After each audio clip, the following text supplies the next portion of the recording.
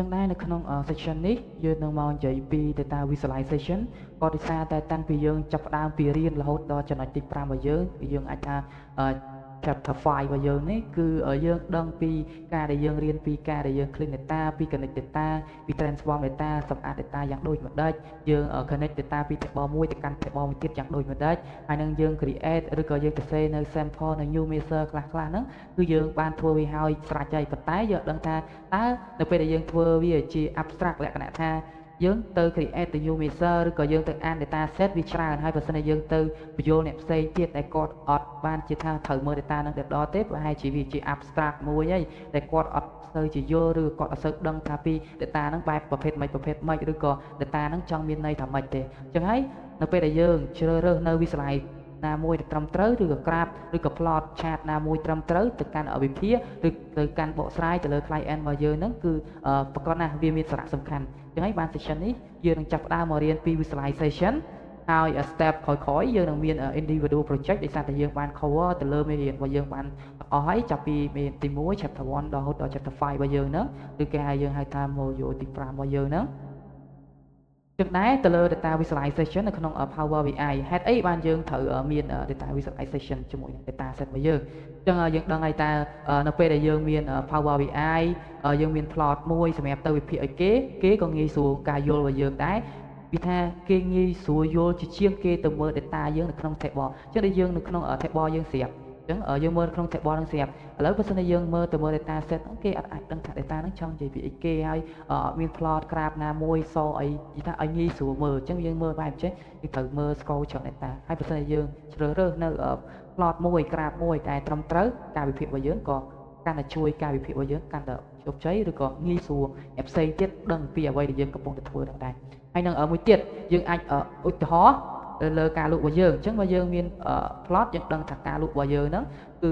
លក់ឡើងចោះធ្លាក់ប៉ុន្មានកើនឡើងប៉ុន្មានថែមទៀតអញ្ចឹងទៅហើយម្យ៉ាងទៀតក៏វាជួយទៅដល់ការ decision របស់យើងគឺ manager គាត់មានរបាយការណ៍ពីការដែលយើងវិភាគមកអញ្ចឹងគាត់គួរទៅវិភាគថាគាត់នឹងគួរទៅធ្វើ plan ឬក៏រៀប strategy យ៉ាងដូចម្ដេចទៀតទៅលើ data របស់គាត់ទាំងដែល performance ដែលគាត់សមកគឺបើសិនជាឡើងកើនឡើងខ្លាំងគាត់ត្រូវធ្វើម៉េចហើយថយចុះគាត់ត្រូវធ្វើម៉េចអញ្ចឹងក៏វាជាម្យ៉ាងដែរជួយ support ទៅលើការ decision របស់គាត់ហើយនឹងមួយទៀតនៅពេលដែលយើងអត់ទាន់បាន visualization យើងប្រកាសថាយើងអត់ទាន់ដឹងថាតើបញ្ហា data របស់យើងនឹងម៉េចហើយម្យ៉ាងទៀតតើ data របស់យើងនឹងយើងត្រូវធ្វើជា solution ម៉េចទៅលើវិភាគរបស់យើងអញ្ចឹងក៏ពីយើងបាន plot graph ឬក៏ plot graphic យើងមួយណាដែលយើងត្រូវ relate មួយ data យើងហើយយើងឃើញហើយតើ solution យើងត្រូវធ្វើម៉េចហើយ problem យើងទៅលើអីគេកន្លែងហ្នឹងហើយបន្តមកទៀតយើងនឹងយល់ពីវាថានៅពេលយើងធ្វើអីបីមួយអញ្ចឹងយើង data របស់យើងក៏មិនប្រកាសថាយកមកគឺល្អ 100% ដែរយើងកន្លែងខ្លះគឺយើងត្រូវ clean ត្រូវអីថែមទៀតដែរអញ្ចឹងយើងឧទាហរណ៍ពេលខ្លះទៅ data ហ្នឹងគឺ high នៃការលក់គឺយើងអាចនិយាយថា high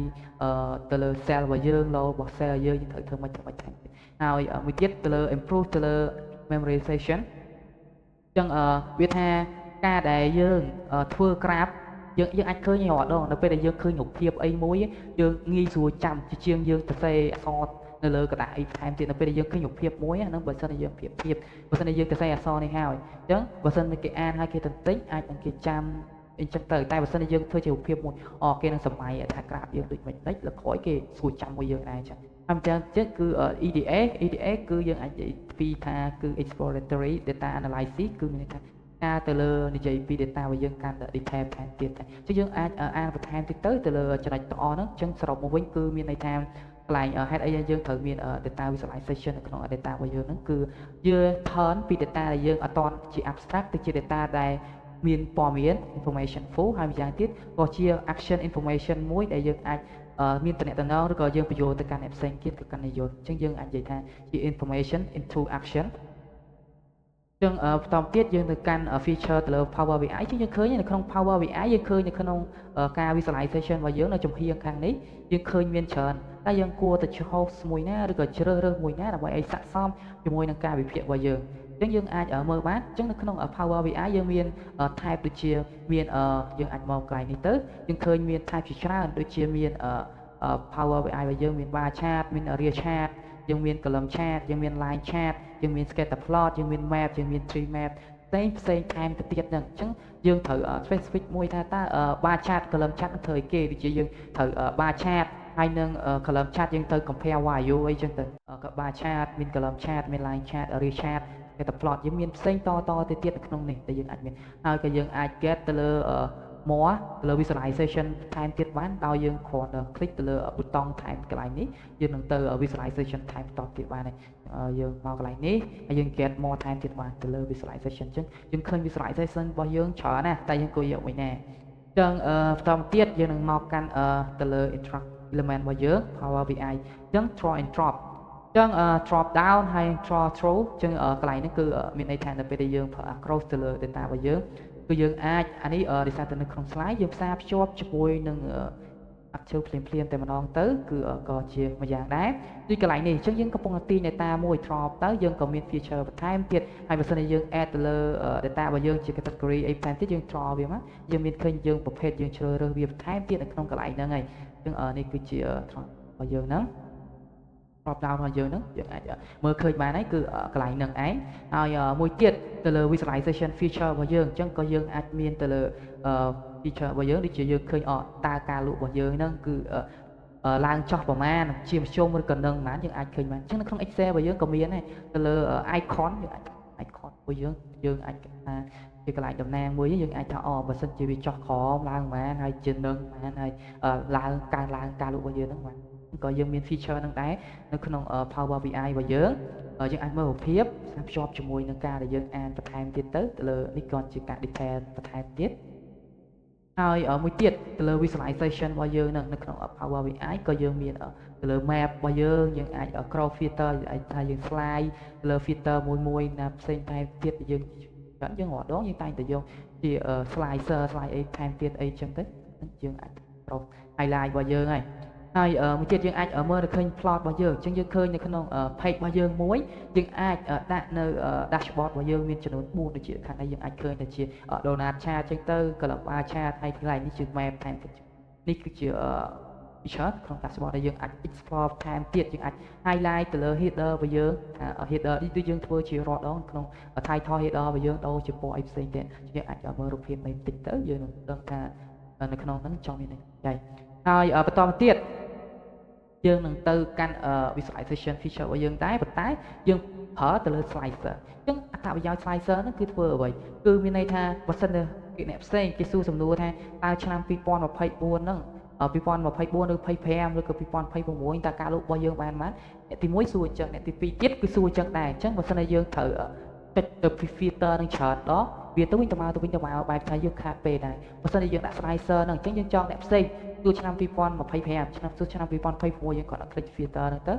slicer ហ្នឹងទៅគឺវានឹង slide ទៅលើ dashboard យើងវាលក្ខណៈថា interaction ឲ្យយើងអញ្ចឹងនៅក្នុងនេះក៏វា filter ទៅលើឆ្នាំ2019នៅក្នុងនេះយើងឃើញឆ្នាំ2019យើងក៏ filter ឆ្នាំ2019ខាងនេះក៏2019ខាងនេះក៏2019អញ្ចឹងមានថាវា interaction ជាមួយគ្នានៅពេលដែលយើងចង់ប្រើ slicer ណាមួយអញ្ចឹងនេះគឺជា slicer ហើយ filter របស់យើងហើយកន្លែងនេះក៏យើងអាច customize ទៅលើ visualization របស់យើងថែមទៀតគឺយើងអាចឃើញហើយកន្លែងនេះយើងអាច search by នេះគឺមានន័យថាយើងកំពុងតែមកក្នុង get more data ថែមទៀតយើងអាច get more visualization ថែមទៀតយើងក្នុងកន្លែង get more visualization ថែមទៀតយើងអាចមើលអីផ្សេងថែមទៀតបានយើងអាចយកមកបានទៀតអញ្ចឹងនៅក្នុង visualization របស់ VI គឺមានច្រើនទៅតាមការដែលយើងគិតថាស័ក្តិសមជួនអ្វីដែលយើងបានអញ្ចឹងជាក់ស្ដែងយើងគ្រាន់តែប្រើកន្លែងនេះគឺសម្រាប់យើងគឺគ្រប់គ្រាន់ច្រើនដែរទៅតាមdataយើងមួយតែถ้าយើងចង់លេខថែមទៀតយើងអាចទៅ get more ថែមទៀតបានហើយបន្តទៀតនៅក្នុង data database យើងអាចបើកទៅលើ data value ចឹងដូចរាល់ដងហើយយើងដឹងហើយទៅលើយើងបើក data database នៅខាងលើនេះនៅខាងលើចង់ឲ្យវានៅខាងលើចង់ឲ្យវានៅ middle កតាឬក៏ចង់ឲ្យវា display កន្លែងនេះយើងអាចឃើញ display auto របស់យើងនេះចង់ឲ្យវាចេញជាប្រភេទអីគេដូចជា 100 million ហើយយើងអាចឲ្យវា display ទៅជា decimal number ពីរបស់ BI របស់យើងហើយមួយយ៉ាងទៀតគឺយើងអាច format របស់វាដែរយើងអាច format ទៅលើ color បន្ថែមទៀត color font ឬក៏ label ឬក៏ abscess y របស់យើងមាន legend របស់យើងថែមទៀតអញ្ចឹងយើងអាចមើលទៅលើរូបភាពក៏យើងតម្លៃឃើញថាព័ត៌មានផ្សេងដែលគេនិយាយក៏យើងអាចឃើញ customize ទៅលើ color background ក៏បានទៅលើ font text ថែមទៀតបានហើយនឹងម្យ៉ាងទៀតទៅក៏យើង create ទៅលើ legend របស់យើងអាចបើក legend menu feature របស់យើងទៅលើ legend របស់យើងមិនថែម នេះគឺជាកន្លែងដែលយើងចាប់ផ្ដើមទៅលើ customize ខ្លះ format យើងអាចមកកន្លែងនេះគឺមានកន្លែងនេះយើងមក format អញ្ចឹងយើង customize ទៅលើកាតរបស់យើងថែមទៀតចង់ឲ្យ color background អីផ្សេងទៅតាមអីដែលយើង visualization ហើយបន្តទៀតយើងចាប់ផ្ដើមចូលទៅកាន់កន្លែងនេះក៏យើងអាចហៅវាថាគឺជា tree map គឺយើងអាចហៅថាវាគឺជា diagram មួយដែលវានិយាយពីតើ level មួយណាដែលខ្លាំងជាងគេខ្ពស់ជាងគេដែលអញ្ចឹងទៅអញ្ចឹងនៅក្នុង level មួយយើងអាចដឹងហើយតើ level មួយណាខ្ពស់ level ណាមួយទៀតឥឡូវចាក់ស្ដែង example មួយអញ្ចឹងនៅក្នុងនេះអញ្ចឹងនៅក្នុង table មួយនេះយើងឃើញ level នីមួយៗអញ្ចឹងបន្ទាប់ពីយើងមានbatch order របស់យើងមានចំនួន category ប៉ុណ្ណឹងបន្ទាប់ទៀតយើងមាន element type ផ្សេងតទៀតខ្ពស់អញ្ចឹងទៅហើយបើសិនជាយើងកន្លែងនេះជាក់ស្ដែងបើសិនជាយើងប្រើជាមួយនឹង department យើងនឹងឃើញហើយតើ department មួយណាប្រាក់លុយច្រើនជាងគេហើយបើសិនជាយើងប្រើជាមួយ student តើថ្នាក់មួយណាថ្នាក់ A ថ្នាក់ B ថ្នាក់ C តើថ្នាក់មួយណាដែលគាត់បានបន្ទុកច្រើនជាងគេគាត់នៅខាងលើជា tree map ថែមទៀតចឹងយើងអាចមើលព័ត៌មានថែមទៀតបានយើងអាចរៀនថែមទៀតយើងប៉ះទៅលើ link នេះទៅយើងក៏បានដាក់ link មកបញ្ចូលបន្ថែមទៀតដែរដើម្បីងាយស្រួលបញ្ចូលយើងអាចមើលលើក្រោយទៀតបានហើយយើងក៏មាន map ដែរ visualization នៅក្នុង Power BI របស់យើងក៏មាន map ហើយក្នុងនេះដូចយើងមើលក្នុងជាក់ស្ដែងនេះគឺជាក្នុង server របស់ Power BI របស់យើងអាចមានទៅលើ cross របស់យើងឃើញមាន data set របស់យើងនេះអញ្ចឹងក្នុងក្រុម visualization របស់យើងដាក់ទៅ report របស់យើង filter ទៅលើទីនីមួយហើយនឹងម្យ៉ាងទៀតយើងអាចមើលនៅក្នុង data point របស់យើងចុចបើកមកយើងដាក់ column នឹងហើយបន្តទៀតយើងចុចទៅលើ cross report មានន័យថា report ផ្សេងទៀតដល់ពេលយើង slicer filter ក៏វា auto ដើរជាមួយយើងដែរអញ្ចឹងនៅក្នុង visualization បន្តទៀតយើងនឹងទៅ animation dynamic Power BI របស់យើងអញ្ចឹងនៅក្នុង Power BI របស់យើងនៅក្នុង dynamic របស់យើងអាចក៏ create ទៅលើ title ឬក៏ change ទៅលើ measure មួយ over time របស់យើងdynamic ការមុនយើងបាន create ទៅលើ title dynamic មួយនេះទៅពេលដែលយើងคลิกទៅលើឆ្នាំណាមួយអញ្ចឹង title របស់យើងគឺវានឹង dynamic ទៅតាមឆ្នាំនីមួយៗយើងបានធ្លាប់ធ្វើនៅក្នុងតាមមុនហើយណាបងយើងបានធ្វើវាហើយទៅលើ title dynamic មួយដែរបន្តទៀតយើងក៏មាននៅក្នុងទូរស័ព្ទដែរអញ្ចឹងនៅក្នុងទូរស័ព្ទរបស់យើងក៏មានPower BI ដែរគឺអញ្ចឹងនៅក្នុង Power BI យើងបច្ចុប្បន្នគឺមាន server មាន desktop ហើយនិងមាន mobile អញ្ចឹងយើងក៏អាច access យើងគ្រាន់តែ log in លក្ខណៈថាយើង log in Microsoft ដូចគ្នាទៅយើងនឹងចូលទៅកាន់ Power BI របស់យើងពេលខ្លះយើងភ្លេចយក laptop ឬក៏ computer យើងទៅតាមខ្លួនយើងមានតែទូរស័ព្ទយើងអាចបើកមើល dashboard យើងឬក៏អាចបញ្យល់គេបន្ថែមទៀតបានគឺវាដូចគ្នាគឺ responsive គឺមានន័យថានៅពេលដែលទូរស័ព្ទយើង screen កាន់តែតូចគឺ responsive វាក៏កាន់តែតូចព្រោះយើងមើលអញ្ចឹងវាសាក់មូលមួយគ្នាបានយើងអាចបញ្យល់គេបន្ថែមបានទៅលើតាមទូរស័ព្ទក៏បានដែរហើយបន្តមកទៀតយើងនឹងមកកាន់ tool របស់យើងអញ្ចឹងនៅក្នុង Power BI របស់យើងនៅក្នុង App Store របស់យើងក៏មានច្រើនថែមទៀតយើងអាចចូលទៅក្នុង Power BI Microsoft App Store ហ្នឹងបន្តទៀតយើងនឹងទៅ download នៅ import នៅ visualization ថែមទៀតពេលខ្លះទៅក៏យើងអាច download ទៅលើ template របស់គេយកមកប្រើប្រាស់ដែរជាមួយនឹង config ទៅលើ dashboard របស់យើងហើយនឹងពេលខ្លះក៏យើងអាចវាទៅលើ dashboard ខ្លួនឯងហ្មង direct ហ្មងក៏បានដែរអញ្ចឹង template នៅក្នុង dashboard នៅក្នុង online ក៏មានច្រើនដែរយើងអាចទៅជា template Power BI dashboard ទៅគេនឹងសល់ឲ្យយើងបន្ថែមទៀតដែរអញ្ចឹងចប់ហើយនៅក្នុងការដែលយើងនិយាយពី visualization យើងហេតុអីយើងប្រើ visualization ហើយតើយើងគួរជ្រើសរើសមួយណាបន្តទៀតយើងនឹងទៅជាងទៀតយើងនឹងទៅដល់កន្លែងដែលយើងត្រូវជ្រើសរើសទៅលើ slide នីមួយៗឬក៏ visualize នីមួយៗ specific កន្លែងនេះយើងនិយាយពី visualization គឺជា general ហើយកន្លែងនេះយើងនឹងចាប់ផ្ដើមចូលមក visualization របស់យើងទៅតាមក្រាបនីមួយៗអញ្ចឹងយើងនឹងទៅអាននៃក្រាបនីមួយៗតើយើងត្រូវធ្វើម៉េចទៅលើក្រាបនីមួយៗអញ្ចឹងនៅក្នុងយើងខ្ញុំបានជាក្នុងនោះមាន3ក្បាច់អបកាន់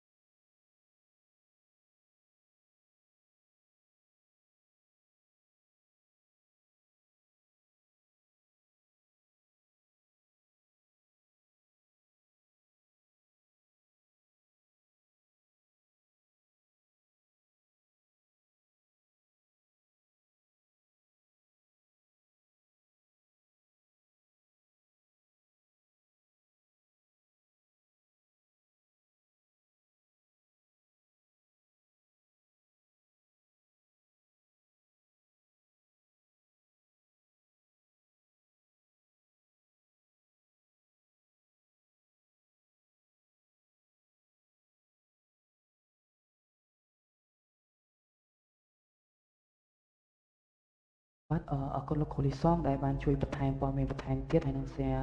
ពុកទៅកាន់បងសម្រាប់អានបន្ថែមទៀតអញ្ចឹងយើងនឹងមកកាន់ការដែលយើង select ទៅលើកាតរបស់យើងនីមួយៗដើម្បីទៅ visualization អញ្ចឹងនៅក្នុងdata visualization នេះគឺយើង cover general តទៅនេះយើងនឹងទៅ specific ទៅលើកន្លែងដែលយើងធ្វើជាមួយនឹងកាតរបស់យើងមួយអញ្ចឹងពេលខ្លះយើងអត់ដឹងថាតើការ visualization របស់យើងត្រូវយកមួយណាអញ្ចឹងយើងចាប់ផ្ដើមទៅទាំងអស់គ្នាអញ្ចឹងដំបូងដើម្បីយើងដឹងថាយើងត្រូវយកកាតមួយណាយើងត្រូវដឹងថា data របស់យើងជាប្រភេទអីសិនមុននឹងយើង select ទៅលើកាតនីមួយៗអញ្ចឹងយើងត្រូវដឹងថា data របស់យើង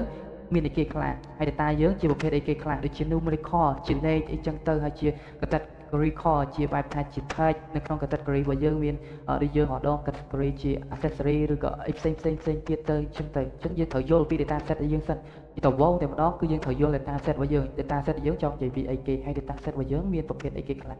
មាន data មានអីចឹងទៅយើងនឹងដំបូងយើងមាន function មួយគឺយើងយល់ពី data set របស់យើងបន្ទាប់ពីយើងយល់ពី data set របស់យើងចាប់ផ្ដើមទៅ select array chart type អញ្ចឹងយើងទៅ select type របស់ chart របស់យើងតើយើងត្រូវគួរទៅ select type ប៉ុណ្ណាអញ្ចឹងយើងត្រូវយល់ថា chart មួយគឺវាមានការដែលយើង display ហ្នឹងគឺផ្សេងគ្នាហើយនឹងអត្ថន័យនៃការបញ្យល់ផ្សេងគ្នាដែរបើសិនជាយើងអត់អាចប្រើថាកាតមួយហ្នឹងទៅ data ផ្សេងទៀតក៏យើងត្រូវប្រើកាតហ្នឹងដែរគឺនេះគឺអត្ថន័យនៃកាតរបស់វាហ្នឹងគឺឬ graph ឬក៏ chart វាហ្នឹងគឺផ្សេងគ្នាដែរអញ្ចឹងយើងត្រូវ make sure ថាយើងយល់ពីវាច្បាស់សិនអញ្ចឹងដូចជាយើងយល់ពីបាឆាតឬក៏ column chart អញ្ចឹងបាឆាតឬក៏ column chart យើងវានឹងនិយាយពីគេអញ្ចឹងនិយាយពីការ compare ទៅលើ category ណាមួយអញ្ចឹងការលក់របស់យើងក្នុងខែឆ្នាំណាមួយអញ្ចឹងថាយើងមាន12ខែអញ្ចឹងខែទី1ខែទី2យើងប្រើ column bar chart ហើយអញ្ចឹងយើងឃើញថាខែណាលក់បានច្រើនជាងគេអញ្ចឹងទៅអញ្ចឹងការ compare របស់វាហើយបន្តិច line chart គឺប្រកបណាស់គឺយើង specific មួយដែរគឺទៅលើ over time គឺទៅជាមួយនឹង date អញ្ចឹងយើងចង់ដឹងថាខែណាឆ្នាំណាឬក៏ពេលណាឬក៏នៅក្នុងសប្តាហ៍របស់យើងហ្នឹងតើលក់បានប្រមាណឬក៏ថយចុះប្រមាណយើងមើល trend ទៅលើ over chart របស់យើងគឺទៅលើ over time របស់យើងទៅលើជាមួយនឹង line chart ហើយទៀតយើងអាចនិយាយពី pie chart donut chart ថែមទៀតយើងអាចមើលនៅក្នុងនេះបានវាទៅ specific ទៅលើ percentage ឬក៏ទៅលើ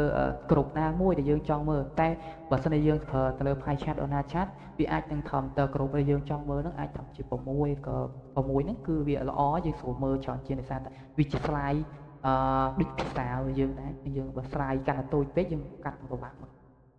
យកទៅ category នេះតិចទៅហើយបន្តមកទៀតយើងនៅទៅកាន់តើ Power BI របស់យើងនៅពេលដែលយើងគួរទៅដាក់ slicer នៅកន្លែងណាហើយយើងគួរទៅពេលខ្លះយើងមិនប្រកាសថាយើងត្រូវទៅ add slicer របស់យើងនៅក្នុង dashboard យើងត្មងឯងពេលខ្លះក៏យើងអាច filter នៅកន្លែង filter this page មកដែរនៅក្នុង visualization របស់យើងមិនមានកន្លែងមួយគឺយើងមានកន្លែង filter កន្លែងនេះហើយពេលខ្លះក៏យើងដាក់ slicer add slicer មកកន្លែងនេះដែរអញ្ចឹងកន្លែងនេះយើងត្រូវគិតមួយតើយើងគួរពេលណាយើងគួរទៅដាក់ slicer ពេលណាយើងគួរទៅ filter យើងតែម្ដងកន្លែងហ្នឹងអញ្ចឹង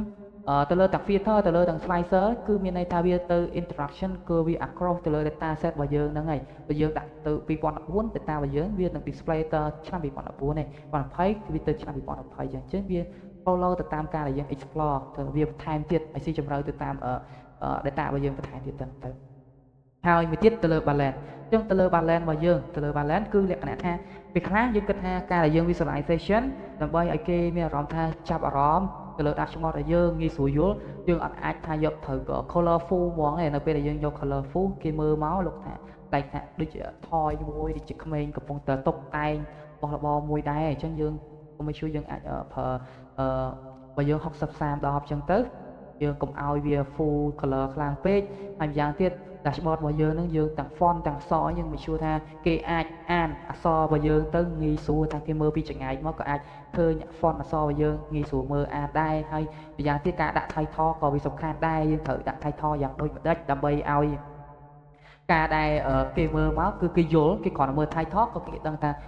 យើងចង់ plot ហើយ plot របស់យើង graph របស់យើងចង់និយាយពីអីដែរហើយម្យ៉ាងទៀតគឺយើងកុំដាក់ label ច្រើនពេកនៅពេលដែលយើងដាក់ label ពេលខ្លះនៅក្នុងការ visualization របស់យើងនៅពេលដែលយើងដាក់ graph មួយអីចឹងទៅយើងតែងតែដាក់ label data នៅខាងលើនៅខាងឆ្វេងឬក៏នៅក្នុង x y របស់យើងម្ដងពេលដែលយើងធ្វើហ្នឹងយើងតែងតែបើកវាពេលខ្លះហើយពេលខ្លះទៀតក៏យើងគួរតែបិទវាដែរកុំឲ្យវាធូរ label ច្រើនពេកដើម្បីឲ្យវាមើលទៅ smooth ទៅលើ dashboard របស់យើងហើយនឹងតទៀតនេះជាការ select លើ chart មួយអញ្ចឹងយើងអាចមើលបន្ថែមទៀតបានឬក៏អានទៅលើ chart មួយបន្ថែមទៀតបានគ្រាន់តែជាប្អូនទៅលើ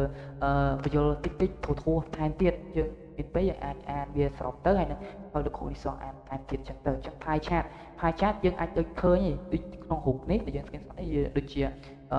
ការដែលយើង slide ទៅលើ PI មួយចឹងយើងចង់ដឹងតើ category របស់វាហ្នឹងមកអញ្ចឹងនៅក្នុងអា slide មួយ slide ហ្នឹងគឺជាទំហំ response តើទៅនេះទំហំវា response មក 50% ឬក៏40% ប្រព័ន្ធនេះទៅលើប្រដារបស់យើងឈ្មោះអីគេទៅលើ property របស់យើងការ display ហើយទៅលើ donut chart ក៏ដូចគ្នាទៅលើ pie chart ដែរតែគ្រាន់តែវាអាច custom ទៅលើ middle វាបានយើងហៅថា central វាពេលខ្លះហេតុអីបាន concept វាមាន donut chart កន្លែងហ្នឹងមួយទៀតគឺដោយសារតែពេលខ្លះយើងអាច add ទៅលើ card របស់យើងបានគឺការ display card របស់យើងនេះហើយយើងបង្រួមវាឲ្យតូចតិចមកតទៅយើងបង្រួមវាឲ្យតូចហើយយើងដាក់ donut chart រុំជុំវិញហ្នឹងទៅនៅពេលដែលយើង slicer មួយទៅយើងដឹងថាតើនៅក្នុងហ្នឹងdata total set របស់យើងប្រមាណ based on ទៅលើ category យើងមួយនឹងថែទៀតដែរអញ្ចឹងយើងអាច custom នៅក្នុង central បានហើយទៅលើ chart ហ្នឹងគឺទៅមានន័យថា target ការលក់របស់យើងជាមួយនឹង target របស់យើងអញ្ចឹងលក្ខណៈថាយើងចង់មើល target របស់យើងឥឡូវនៅក្នុង chat នេះយើងអាចឃើញថាការលក់របស់យើងគឺពី0ទៅដល់ 10k អញ្ចឹង target របស់យើងចង់លក់ខែហ្នឹងប្រហែលអញ្ចឹងយើងចង់លក់ខែហ្នឹងត្រឹមតែ 8k អញ្ចឹងយើងមើលការវាស់វាតើបានដល់ 8k នេះអត់ឬក៏ថយអញ្ចឹងបើសិនថយវានឹងចេញពណ៌ក្រហមអញ្ចឹងទៅបើសិនជាឡើងចេញពណ៌ខៀវទៀតទៅយើងអាច customize ទៅលើ color ហ្នឹងវាបានអញ្ចឹងនេះជា KPI មួយដែរមានន័យថាយើងចង់ដឹងការលក់របស់យើង target របស់យើងបានដល់អីដែលយើងគោលដៅយើងអត់ហើយទៀត column chart យើងអាចឃើញហើយទាំង column chart ទាំង bar chart គឺវារៀងគ្នាទេតែគ្រាន់តែថានៅពេលដែល bar chart គឺវាជួយទៅលើអក្សរដែលយើងវែងពេលខ្លះទៅ title របស់យើងហ្នឹងគឺវែងពេលវែងបើយើងប្រើទៅលើ bar chart វាអាចផ្ដេកអក្សរមកអញ្ចឹងវាអាចឃើញមានច្រើនជាងអាចឃើញហ៎ long name long គឺមានន័យថាពេលវែងទៅយើងប្រើ bar chart ទៅល្អជាង column chart តែ column chart title ឬក៏អក្សររបស់វា category នៅខាងក្រោមអញ្ចឹងវាត space បន្តិចវានឹងប៉ះទៅលើខាងក្រោមនេះហើយអញ្ចឹងបើសិនតែយើងដាក់ទៅលើ bar chart យើងនឹងឃើញបានច្រើនដែរអញ្ចឹងការដែលយើង select លើ column ហើយនឹងវាជាប្រភេទដែលយើងទៅ compare ទៅលើ category តើមួយណាបានច្រើនមួយណាបានតិចជាងគេឬក៏មធ្យមអីចឹងដែរអញ្ចឹងក៏ហើយបន្តទៀតទៅលើ line chart អញ្ចឹង line chart ដែលយើងបានបញ្យល់ដែរគឺវាទៅលើ specific ទៅលើ data របស់យើងគឺទៅលើ date យើងថា series data គឺថ្ងៃទី1ថ្ងៃទី2ឡើងរហូតជា data ដែលយើង record ជាថ្ងៃហ្នឹងថ្ងៃទី1ថ្ងៃទី2ខែ1ខែ2ខែ3ចឹងទៅ season data របស់យើងអញ្ចឹងយើងប្រើ line chart ហើយមួយទៀត array chart ក៏ដូច line chart ដែរវាតែគ្រាន់តែវា fill នៅប្រអប់អញ្ចឹងយើងអាចឃើញវា line ដូចគ្នាតែគ្រាន់តែ fill នៅទំហំ size របស់វាប្រអប់របស់វាហ្នឹងជាយើងដាក់ data យើងរកដងទៅយើងឃើញប្រអប់វានៅខាងក្រោមវាថាបំពេញ color បន្ថែមទៀតទៅលើការ fill មួយហ្នឹងយើងដូចគ្នាទេគ្រាន់តែយើងបំពេញនៅ fill color បន្ថែមទៀតនៅខាងក្រោមហ្នឹងហើយបន្តទៀតយើងទៅលើ tree map វាលក្ខណៈថាវាក៏រៀងlike ដូចទៅនឹងpie chart ឬក៏ column donut chart ដែរតែគ្រាន់តែថា pie chart នេះយើងអាច tree map នេះយើងអាចមើលឃើញបានច្រើនអញ្ចឹងនៅក្នុង tree map វាលក្ខណៈ compare តែបានចេះតើទៅលើការដែលយើងលក់របស់ពីរហ្នឹងស្មើជាមួយនឹងរបស់មួយដែលបានទេដល់យើងអាចមើលនៅក្នុងអាននឹងតិចទៅយើងឃើញហើយថាបើសិនជាកន្លែងនេះការលក់របស់យើងបានច្រើនជាងគេវានឹងចេញ load មក display ធំជាងគេនៅកន្លែងហ្នឹងហើយបន្តមកទៀតសកម្មរបស់យើងលក់បានធំជាងគេប្រហែលហើយបន្តទៀតបានយើងឃើញតគ្នាជាទៅអញ្ចឹងនៅក្នុង tree map របស់យើងហើយទៀតកាតគឺជាការ display KPI របស់យើងអញ្ចឹងដូចជាយើងវាស្លាយម្ដងដូចជា KPI របស់យើងគឺ 10k 20k